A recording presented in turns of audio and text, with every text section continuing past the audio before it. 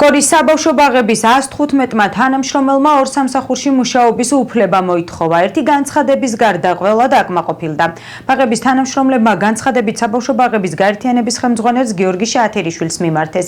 შათერიშვილის ინფორმაციით მეორე სამსახურის შეთავსებაზე თანხმობის წერილი 114 თანამშრომელზე გაიცა, ხოლო ერთი თანამშრომელი უარით გაისტუმრეს.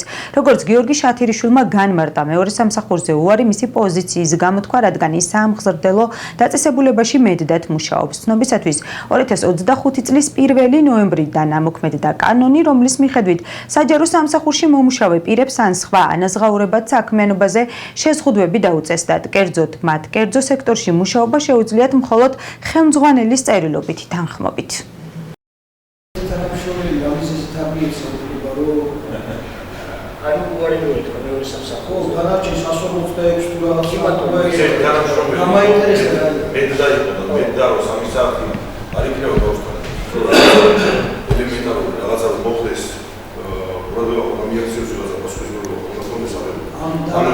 თავისი პოზიციის არა მე და არავინ არ იქ შორდა ამჟამად იმართებებით მე და სამგზელოებით 3 საათიან არის გაკეთებული თანამშრომლები, რომელიც ნახევარგანაკუთრებიან, პირობითად ვკითხათ, ხა მეოცე სამგზელი მოდის 2 საათზე.